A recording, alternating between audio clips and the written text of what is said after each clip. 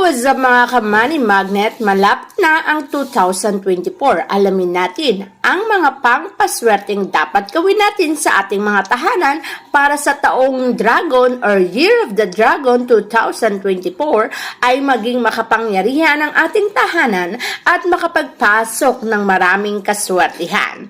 Kapag ginawa natin ang mga bagay na to ay natitiyak ko sa iyong ang tahanan mo ay siksikliglig at nag-uumapaw sa swerte. Ang una niyong pakatandaan bago pumasok ang taong 2024 ay ang paglalagay ng mga maswerteng halaman. Ang mga maswerteng halaman ay nakakatulong upang pumasok ang mga positibong enerhiya at malakas din silang mag-attract ng mga bagay na sinusulit natin katulad ng mga blessing at kaperahan ay papasok sa tahanan. Kapag ang atraksyon sa pera ay nagawa mo na, tiyak na ikaw ay yayaman.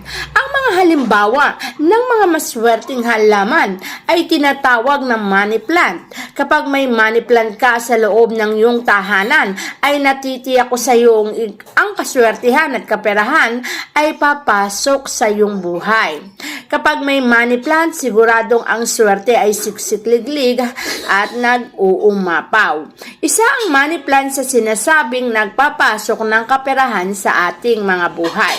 Kapag meron kang money plant, tiyak ko sa iyong ang buhay mo ay sasagana. Ang buhay mo ay talaga namang siksikliglig at nag-uumapaw ang swerteng papasok sa iyong buhay. Kaya nga sinabing money plant. Money ang ipinapasok sa tahanan. Isa ring maswerteng halaman ang snake plant.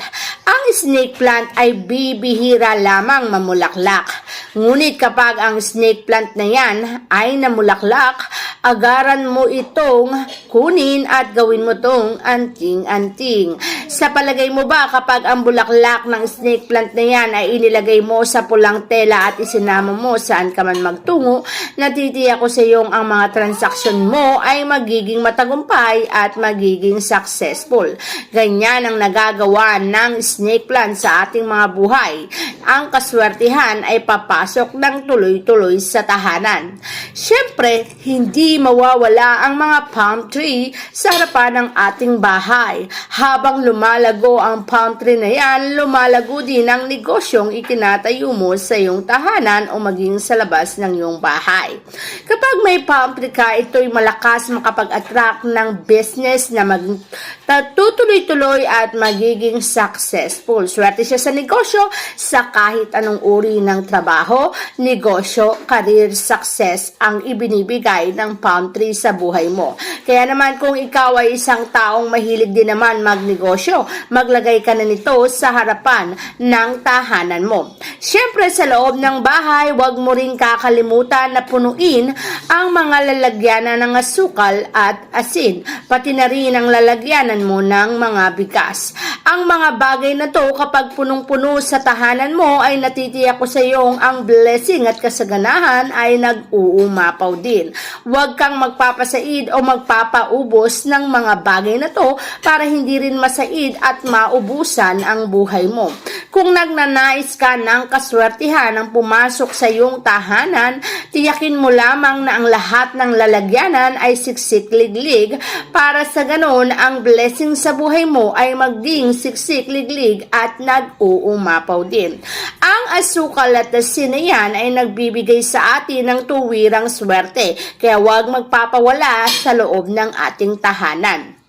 Ang mga speaker ay matatawag natin isa rin sa bagay na magbibigay ng kaswertehan sapagkat ang tunog sa loob ng tahanan ay malakas makapagtanggal ng negatibong enerhiya.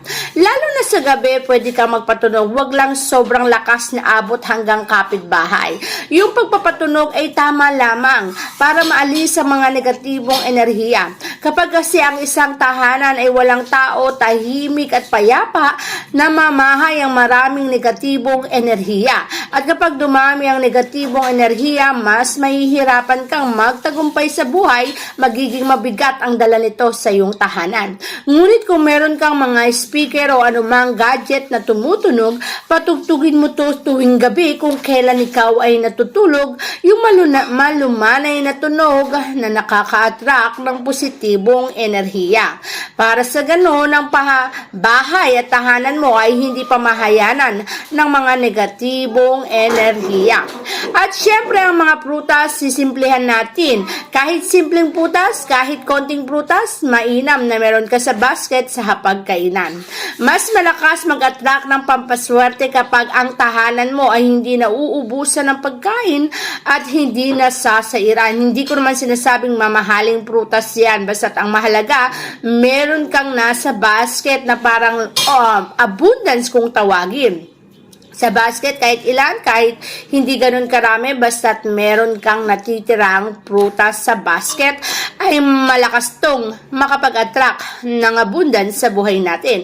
Ang abundance niya na ibinibigay sa atin ay masaganang buhay, maraming pagkain, at natitiyak ko sa iyong papasukin ang tahanan mo ng blessing, sapagkat ikaw mismo sa tahanan mo ay minamanifest mo ang kaswertihan sa pamamagitan ng paglalagay ng prutas na yan. Siyempre, kung wala kayong mga stereo, maaari naman kayong gumamit ng bell. Ang bell ay isa ring bagay na nag-a-attract ng positibong enerhiya. Paggising mo pa lamang sa umaga, ay maaari mo tong itabi sa iyong higaan. Kapag ito ay nakatabi sa iyong higaan, ay natitiyak ko sa iyong paggising mo, patutugtugin mo ito upang ma-attract mo agad ang good vibes at ma-manifest mo agad ang positibong enerhiya. Sa pamamagitan ng pagpapatunog ng bell, lahat ng sumanib na puwersa ng negatibong enerhiya ay kaya mo alisin sa iyong katawan, sa iyong tahanan, buhay at sa iyong pagkatao.